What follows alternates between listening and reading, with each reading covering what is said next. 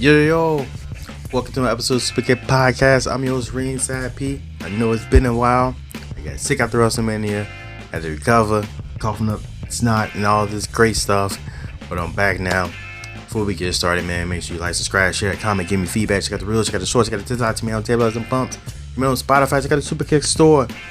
I got so much stuff I gotta try to do, get back to. I got some unboxing stuff. I got some merch hauls from WWE Superstore. But man, I'm gonna get into Raw. I'm gonna switch it up, do something different, y'all. Ain't doing no recaps. Do some topics that stand out to me, right? Jey Uso as World Heavyweight Champion. Everyone's complaining about it, up in arms, crying. He's not the champion that we want. He doesn't deserve to be the champion. He doesn't have any moves. He's this and he's that. He's not what we need. But what you guys don't see is that Jey Uso is the bridge right now. Jey Uso is the bridge that is needed for the World Heavyweight Championship. With Gunther as champion, you can never see Gunther versus Chad Gable again. Gunther versus Sami Zayn, you don't see that again because we already saw it, right? Karrion Kross, even Seth Rollins to some degree, right? With Jey Uso as champion, now we get that. Jey Uso is able to come back down or help those guys that can get to the World Heavyweight Championship picture elevate to the next level, right? So now we can see Jey Uso versus Chad Gable, Jey Uso versus Sami Zayn, Jey Uso versus Karrion Kross, who I'm hoping this year is his year, but we don't know yet. But I'm hoping we get Jey Uso versus Seth Rollins a couple of times. You got a match tonight on Monday Night Raw.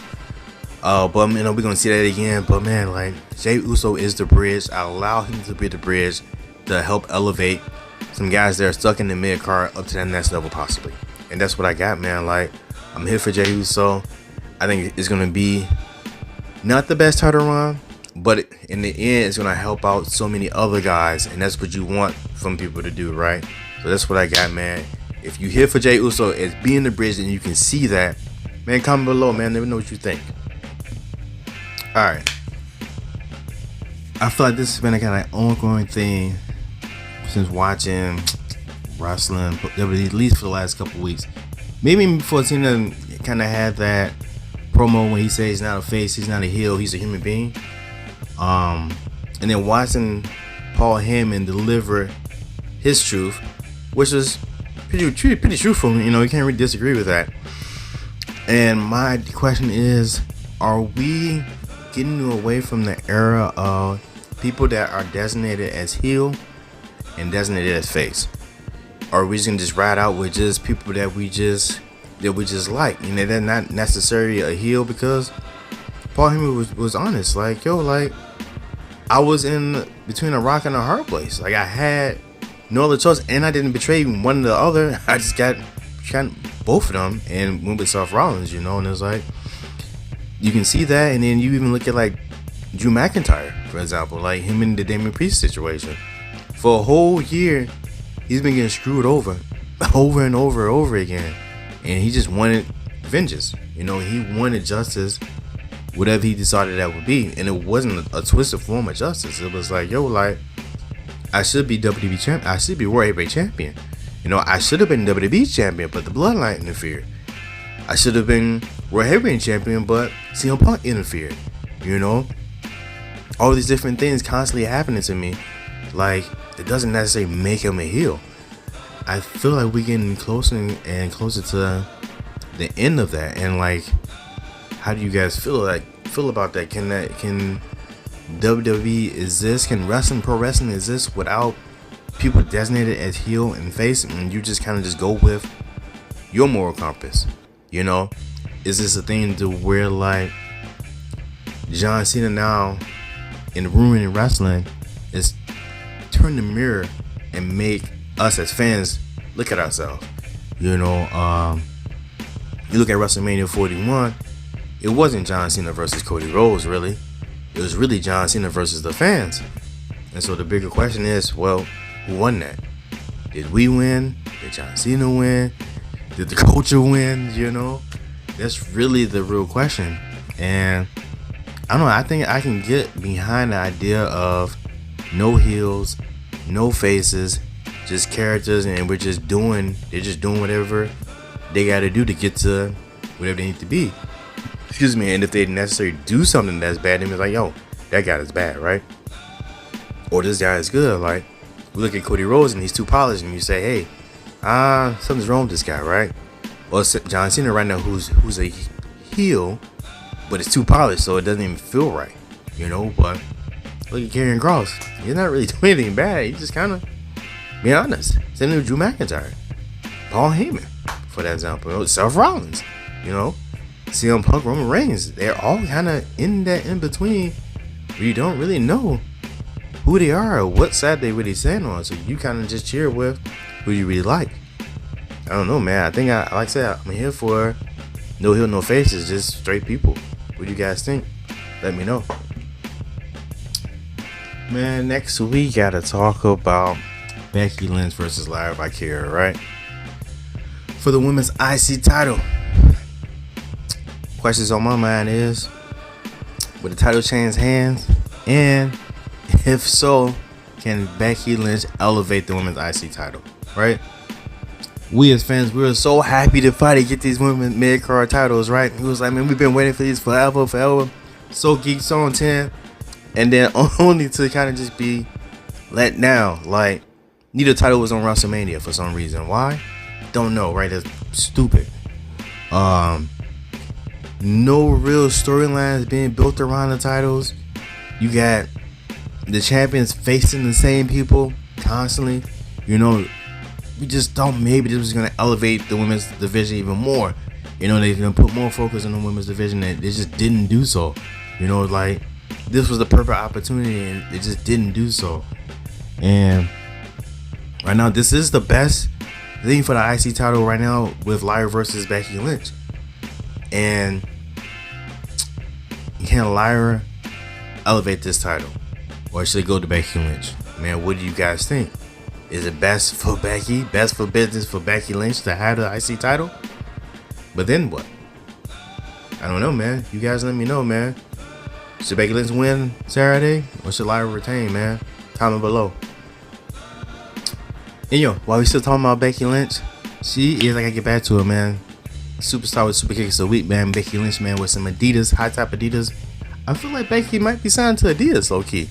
Like last week she came out with some Adidas, and I feel like she kind of rocks Adidas frequently, when she comes out to the ring. But man, I don't know what these are.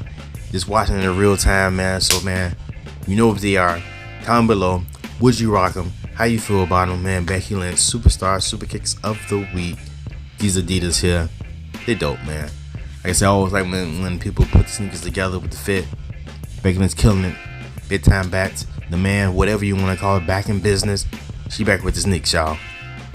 We're gonna move on to Io Sky versus Roxanne Perez. Not doing the recap of the match, but just want to say, man, that Io Sky is the best thing that as champion that can happen to the women's division, man.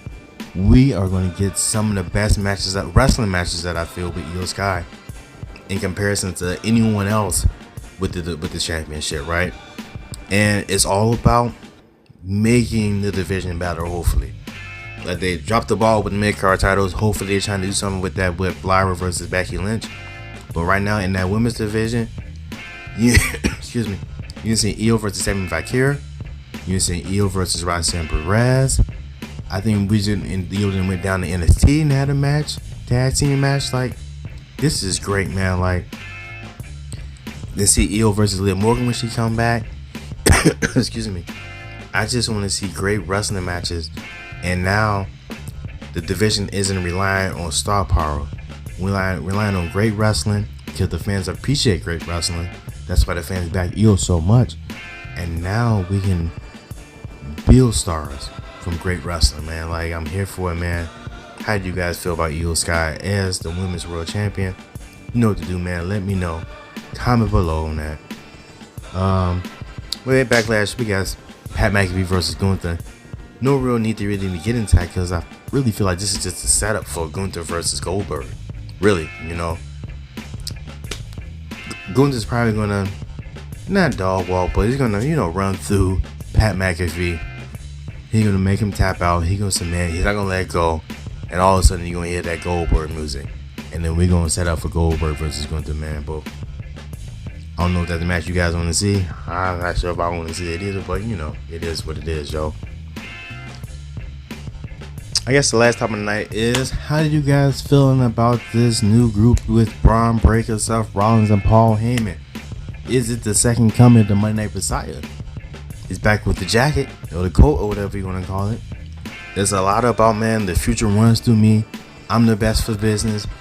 Give up yourself to me. All this thing that was similar to the Monday Night Messiah. And I loved the Monday Night Messiah back in the day. I think it just didn't work.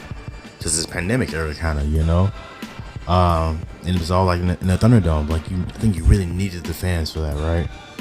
And the people that he had with him, they was getting injured. I think AOP had gotten injured. I think, Buddy Murphy at the time I got injured too as well. Now he's back and he's with Braun Breaker. But they added another member. But they added another 2 members. What's the name of the group? But I guess the thing is, what does the future of WWE look like with Seth Rollins at the helm of it?